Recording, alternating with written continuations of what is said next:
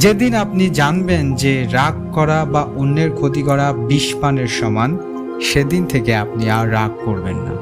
তাই কেবল তথ্যের পেছনে না ছুটে প্রকৃত বোধ বা উইজডম অর্জনের চেষ্টা করুন।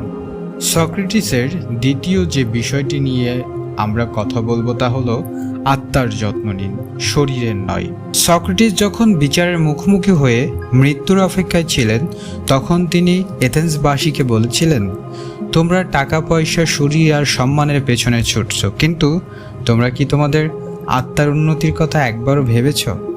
সক্রেটিসের মতে আমাদের শরীর বা সম্পদ হলো কেবল একটা আবরণ বা খাঁচা। আসল জিনিস হলো আমাদের আত্মা বা আমাদের বিবেক। আজকের যুগে আমরা জিম করছি, শরীর ঠিক রাখতে দামি ব্র্যান্ডের কাপড় পরছি, নিজেকে সুন্দর দেখাতে।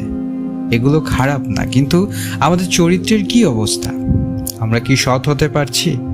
আমরা কি ক্ষমা করতে শিখছি? প্রতিদিন রাতে ঘুমানোর আগে নিজেকে প্রশ্ন করুন, আজ কি আমি আমার আত্মার জন্য ভালো কিছু করছি? মনে রাখবেন, দামি গাড়ি আপনাকে সাময়িক সুখ দেবে, কিন্তু একটি প্রশান্ত আত্মা আপনাকে চিরস্থায়ী শান্তি দেবে। আমাদের আজকের ভিডিওর শেষ এবং সবচেয়ে প্র্যাকটিক্যাল পয়েন্টটি হলো পরিবর্তনের রহস্য।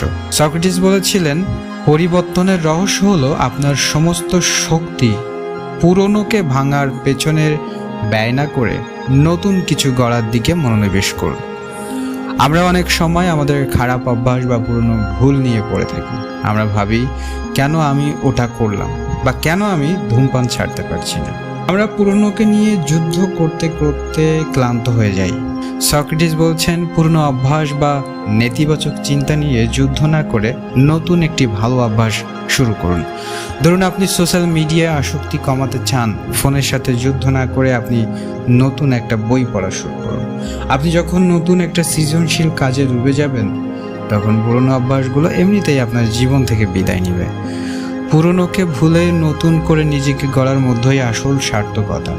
সক্রেটিস আজ থেকে হাজার হাজার বছর আগে মারা গেছেন, কিন্তু তার তিনটি দর্শন, সঠিক জ্ঞান অর্জন, আত্মার যত্ন নেওয়া এবং নতুন কিছু গড়া, আজকের এই ব্যস্ত পৃথিবীতে আমাদের জন্য সবচেয়ে বেশি জরুরি। আপনি যদি আপনার জীবনের লক্ষ্য খুঁজে না পান, তবে আজ থেকেই এই তিনটি দর্শনের যে কোনো একটি নিজের জীবনে প্রয়োগ করে দেখুন। দেখবেন জীবনটা অনেক সহজ এবং অর্থবহ হয়ে উঠছে।